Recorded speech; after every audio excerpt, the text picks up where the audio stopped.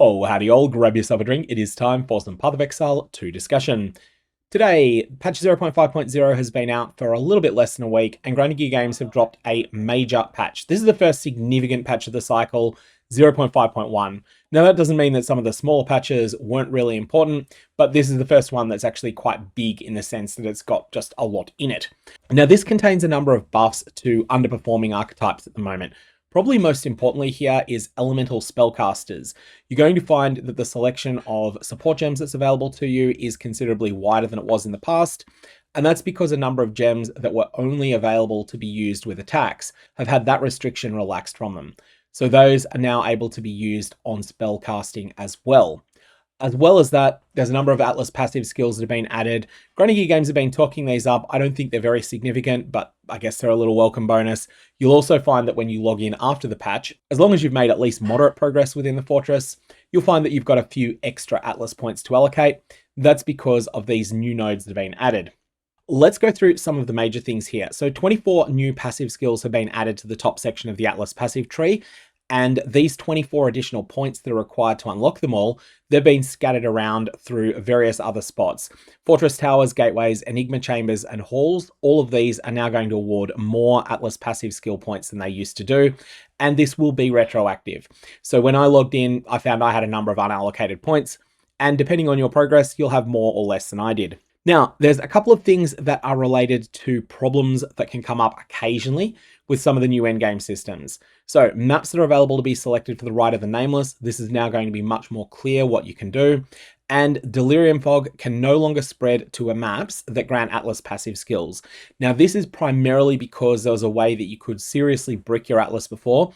It didn't come up very often, but if the Delirium Fog were to creep into either the Eastern or Western Enigma Chamber, which are special mini-boss maps inside the fortress that require a tier 10 plus Waystone, they're probably the first genuinely difficult fight that you'll encounter inside the fortress, but if you had the Delirium Fog spread to those, then you could end up in a brick state where that map was completely inaccessible, and as a result, you were not able to encounter the Arbiter of Ash, and you were therefore not able to get into entire sections of the fortress. To the best of my knowledge, this was the last of the major your entire Atlas is bricked problems that existed. Most of the rest was squashed in earlier 0.5.0 patches. Now, this one's something significant here as well. This is a big change to Breach. The way that the Breach system is going to work, when Vruun spawns, currently it can be a drawback. That's going to change. Vruun is always going to be positive to see. And that's because Vruun is no longer going to replace all of the rare monsters that spawned with the Breach. I know my preferred strategy for Breach has been to rush to getting the +2 rares for each Breach. And also on the Classic Atlas, I think that was some of the most powerful notables that you can get before you've done the 2 Enigma Gateways and the Arbiter of Ash. So just when you're breaking into that section of the Atlas tree that requires yellow maps, when you're breaking in there, you probably want to pick up all of the nodes that grant plus mods to rare monsters because they just add a lot of loot. And they have a lot of synergy in conjunction with this as well. So basically, the more that you invest into additional rare monsters in breaches and making those rare monsters juicier, the worse it was to have Vruun come along and say, you could have had 4 rares, but you got me instead. Now, you're going to get the additional rares anyway, in addition to Vruun, but you'll be able to kill Vruun only after all of the other mods are gone. Now, Breach Monster Density is now a stat that works. Previously, it wasn't working the way that you would expect. The way you expect it to work is that if you've got plus 20% density, then you expect the Breach to have 20% more monsters in it. What happened instead was that you got the same amount of monsters, but they'd just be squished in closer to the center. Not really what you want. Instead, Breach Monster Density is now going to correctly increase the number of monsters that are in the Breach, and this will stack additively with pack size. So if your map has 20% pack size and your breach density is 20%, this is not going to be times 1.2 times 1.2 equals times 1.44. Instead, it's going to be plus 20% for plus 40%. So it's a little bit less explosive if you can get these numbers to really high amounts. Now, summoning circles that are added to maps. They'll now be described as containing a single summoning circle with multiple reactivation runes. Reactivation runes now clarify exactly what they do, and they've been made much easier to notice. There is also a checkpoint beside the summoning circle, and reactivation runes that are far from the circle will create a checkpoint when they're activated, so that you can very easily get back to the circle. Reactivation runes now correctly add additional charges if activated before the summoning circle and no longer breach the circle. The Tear Open the Rift Breach Atlas passive skill is now multi-choice, with options to have the effect active or inactive. And we've also fixed an issue where this could not be allocated. Now this is positive, but this needs to take place for some of the core Atlas tree nodes as well. Definitely for things that are intrusive like Rogue Exiles, you want the ability to opt out of these on the core Atlas passive tree. And I consider this probably one of the more serious problems with the Atlas tree at the moment. It might also be a problem that it takes too long to unlock the entire Atlas, but I'm not convinced that's necessarily the case. I want to actually get to the point that it's a bit more optimized and then reassess that. But I do think that the fact that you can spec nodes early that you regret specking later, and they can make your subsequent maps worse, I think this is a real problem, especially with the fact that Rogue Exiles are so good at pursuing you through maps at the moment. Improve the telegraphing of one of the Bodach's abilities. This is the pinnacle boss of Ritual. Slamming Viridi's tree is going to be better telegraphed than it used to be. And there's a couple of quality of life improvements to the way that the endgame map is going to work. For the Runes of Elder content, there's a few little changes here as well. This is less significant, but there are a couple of things that matter. Now, there is also one thing that has not been done yet, but that Grinding Gear Games are aware of, and that this will be coming soon, and that is that one of the alloys currently doesn't drop at all, and it is actually required for one of the challenges. So this is something that they're working on internally, and hopefully it'll be in one of the hotfixes for 051. The waves created by Tidal Rune during Remnant encounters, these no longer have knockback on them. So these should go from being quite fearsome and quite worrying to be near, to being something that's much less of a concern. As I mentioned when Grinding Gear Games teased they were going to be doing this, I think the main problem here is if you're playing a build that is required to be at close range in order to deal damage, aka melee builds, and you've got a stubborn monster that is not willing to get out of a particular location, and that location is close to the center, you're kind of forced to get into a position where the game is going to play pinball with you with these Tidal Runes, and at the same time, it's not very easy to dodge that at all. In fact, there's not really much of a telegraph at all when that goes off. So the closer that you are to the center of the encounter, the less agency you've got to fix it. Basically, this is a fix that's intended to help melee deal with certain situations with very minimal impact on builds that are fighting from longer range. During the campaign, Pharaoh will now point towards and reveal the runes in areas he is in. Hopefully this will make some of those fetch quests a little bit more tolerable, but ultimately I think the fetch quests are just a problem at the moment. They're just too long, too obnoxious. And they end up undoing a lot of the work Grinding Gear Games did improving the campaign, because you're then forced to go and search a whole bunch of zones, especially some of the larger ones, to find Pharaoh there and do his little fetch quests. Otherwise, mostly minimal stuff here, except that the Rain of Blades skill was bugged and wasn't appearing, so that's something that's going to be added there as well. Next, we have the interesting section called Player Changes. Now, this is mostly buffs to underused and unused build archetypes at the moment. We want to start by talking Atziri's Communion. This thing is huge. Now, this is currently pretty expensive. I checked the trade economy, and it's like in the 65 to 70 Divine Orb range at the moment. I kind of expect it might stay pretty high, but I just don't know how rare this is. So if this is at the rarer end, maybe it'll stay that high, maybe it'll go higher. If it's a bit more common than Grinding Gear Games have previously indicated, then maybe it'll be a bit more accessible. However, I don't think this is going to be easy to get your hands on. I do think this is going to be Chase, especially given that it comes from Atziri, so only people that are farming their temple can get it, and only people who are willing to nuke their temple repeatedly in order to farm Atziri can get it as well. What's the payoff of this, though? This supports persistent skills, and it makes them reserve life instead of spending spirit. This cannot support skills that create minions. So this is for any of your spirit consuming buffs, and particularly on builds that their spirit is really pressured by other things. Supported skills reserve a percentage of your maximum life that is equal to 66% of the base spirit reservation. Remember that this is also a lineage support, so you can only use one on your character, but this thing is just crazy. This thing is absolutely fantastic. There's going to be so many ways to use this. It's going to do a lot, but it's also not something that works on every build, because you do have to have solutions to just reserving so much of your life. Clearly, this can only be used alongside either an enormous energy shield buffer or an enormous ward buffer, and I haven't really seen many people playing with enormous ward buffers. But if you've managed to make that work, then fantastic, this is an option for you as well. A big payoff here, and something that I think people will definitely experiment with quite a bit, and that there will definitely be plenty of uses for it. So this is Atziri's Communion. Grinding Gear Games have already said it's rare. After this, there's a number of new elemental passive skills that have been added near jewel sockets. Mostly these are located in Tree North and Tree Northwest. Now, because these are very near jewel sockets, and dual sockets tend to be things you're always picking up. What this means is that there's minimal travel nodes required in order to get access to these. That makes them better than they would otherwise be. I want you to keep that in mind when you're assessing them, because sometimes you can look at a cluster and say, hey, that's fantastic for 3 points, but then you realize, oh, I'm not actually pathing to where it branches off from the main tree, and then you reassess it and realize, well, that's actually going to be 5 points for me to get to, and you then think it's just not worth it anymore. However, with these being things that branch off dual sockets, or at least are very close to dual sockets, that makes them considerably better than they would otherwise be.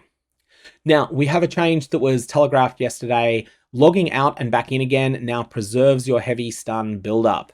You know who you are if you are abusing this ability. This is something that hardcore players need to watch out for, but it is definitely a change for the integrity of the game, and particularly for the integrity of the hardcore rule set. It's something that was so obviously not intended that I'm definitely not surprised to see this change. So logging out while heavy stunned will now restart the heavy stun animation when you log in again, unless you log into a different place to where you logged out. So basically, if you get heavy stunned, you can save your character by logging out, but you then need to force log in to your hideout instead of logging in back to where you were, and you've got to deal with the consequences of that. In other words, it's the way that logging out and back in is meant to work. It forces you to lose your progress in the current area when you do it. That's part of the intention. Now, the Empowering Infusion notable passive now grants 35% increased spell damage if you've consumed an elemental infusion recently. This was previously 30%. You're going to see a bunch of these things that are made that are just little changes to increase the power of elemental spell builds. And you'll particularly see this when we get to some of the support gem changes. The Principal Infusion notable passive skill. This is now 30% increased elemental infusion duration, previously 20%. Small passives that grant 12% increased spell damage if you've consumed an elemental infusion recently. These are now being buffed to 15%. The Cold, Fire, and Lightning Attunement support gems are no longer limited to supporting just attacks. Now, these are the ones that Path of Exile 1 players will think of as added fire damage. These are the ones that are like add a percentage of the damage that you do as extra of one element, but with nerfs to other elemental damage that you might apply. These are now going to grant 25% of damage as extra cold, lightning, or fire damage, respectively. And this is now independent of being attack-based. Ice Bite 1 and 2 are no longer limited to just supporting attacks, and now they grant 25 or 30%, depending which one you're using, of damage added as cold for 5 or 6 seconds upon freezing an enemy with supported skills. So Ice Bite 2 is strictly better than Ice Bite 1. You use Ice Bite 1 very early in the campaign, and then you upgrade to Ice Bite 2 and you never look back.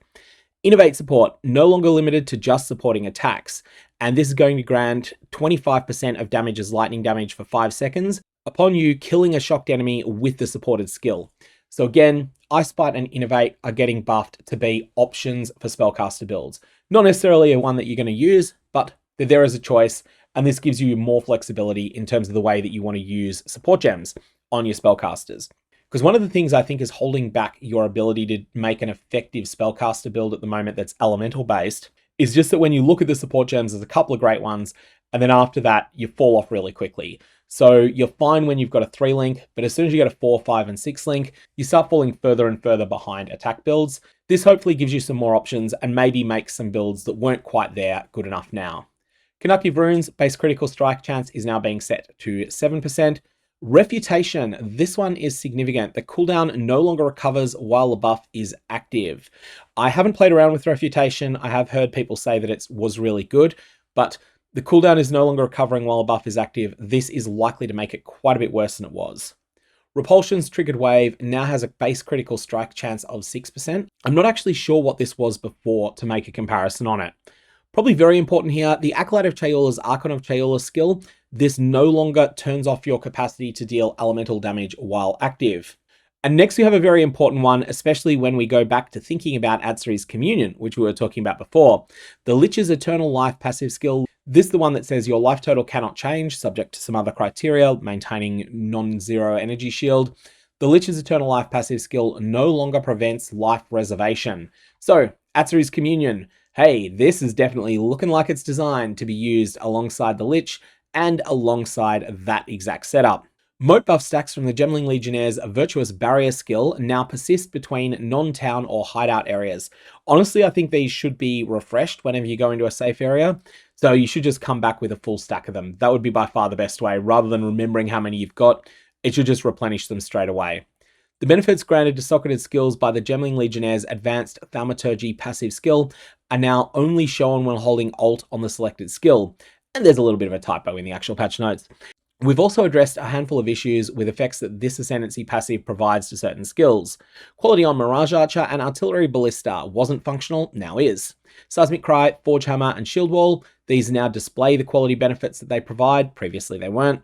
Stampede now has 20% more area of effect as its special effect, not sure what it was previously, and fixed a bug where Explosive Grenade, Stormlance, and Plasma Blast were getting one less projectile from quality than intended.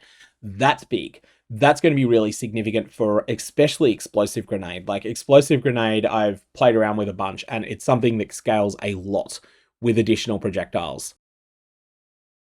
The Rune Mastered Revered Vestments now grants 10 to 15% increased energy shield recharge rate. Previously, this was 10 to 15% of damage taken from hits bypasses energy shield if your energy shield is below half. This was a really, really weird mechanic previously. 10 to 15% of damage taken from hits bypasses energy shield is something that you probably want more when your energy shield is near full than when your energy shield is low. So 10 to 15% increased energy shield recharge rate is always very positive, and I think that this is an improvement. The maximum number of Vruun infusions that you can have at once, which is something you can only get through some of the new gems, is now equal to the maximum number of any single type of elemental infusion you can have. And the Emergent Instinct Ancient Augment Rune is getting a buff as well. This now reads, regenerate 5% of maximum life per second if you've used a command skill recently while this is socketed in your gloves. Previously, it was recover 10% of maximum life over 2 seconds when you use a command skill. So essentially, the duration there is being doubled. General Changes has a number of little things here, and they vary from the major to the minor. Let's start with the significant ones first. Elite Abyss monsters have had their damage, loot, and experience lowered, while also much more significantly reducing the amount of life that they had. So here, the monsters are being nerfed substantially. The rewards for killing them is being nerfed slightly. The Lightning Tendrils used by Shepherd of the Pit is now dealing 70% less damage. So this one was clearly bugged and doing way too much damage before. And the other one that's really significant here, the constant damaging waves after a Hive Fortress starts collapsing, this no longer knocks you down while sprinting. That was a serious problem that it was doing so, and that is now fixed. Harano the Meat Cleaver is now dealing 28% less damage, has 20% less life, and the Slam deals of 50% less damage. So see here, there's a number of specific monsters that were extreme outliers that are getting fixed. Otherwise, these things here are mostly quality of life improvements or visualization improvements, like this Divinity change, which is very minor, and also a couple of portals that make things a bit more convenient, and quality of life improvements in the campaign. The Ancestral Tattoos in the Hall of the Dead, this one was a complete and utter mess when I was trying to find them all before the servers went down for one of the patches that required a complete restart. I was hunting through there. I did end up finding them all before the server went down, but it felt like it was really, really close. Otherwise, not much in the general changes section. And then when we have a look at the bug fixes section, this is the sort of thing where most of these are pretty minor, but it is worth having a look here, especially if you're playing around with an interaction that you feel, maybe this isn't completely intended. Also, a few particular bosses are getting certain things about them addressed as well. The Aberration boss's web were not being removed upon death, which is something that's infuriating. And certain regular maps were spawning more infrequently than intended. So some of the individual map tile sets were rarer than they were meant to be. That's going to be addressed there. Something I didn't realize, actually, Coolamac had a kill credit that was coming up for Atlas passive skill points that was completely and utterly bugged. You got them really, really fast due to a bug there. Otherwise, though, most of the sections here are things that are really clearly bugs that are getting dealt with rather than things that are really intended as a major balance fix, except perhaps for the changes to Olros Resolve.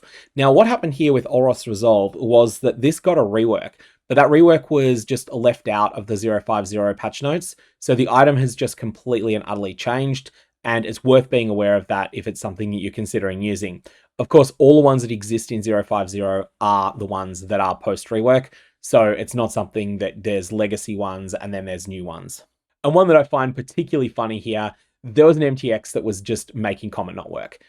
Fixed a bug where Comet did not deal damage at all when you had the Abyssal Comet skill effect microtransaction equipped. Talk about pay to lose. But hey, better that be the bug than the exact opposite of it. I also think there's one thing that's really funny here. Fixed a rare bug where invalid maps could spawn on the Atlas. And then there's a little comment here, do not film, that's clearly just slipped in. It's something that was in internal GGG chatter about it. And it seems like it just managed to slip into the final patch notes and slip out to where we can see it. Nothing important there, just something that's a little bit funny. Okay, so that is what's being changed. All of this has been live for a few hours now. Most people are reporting minimal change in performance so far, so it's not like this has been something that's had a transformatively positive or negative effect on the number of crashes people are getting. There's certainly some individuals finding that it's performing worse, some individuals finding it's performing better, but mostly people are reporting it's much the same. I'm going to leave it there. May your Varlorbs have interesting results.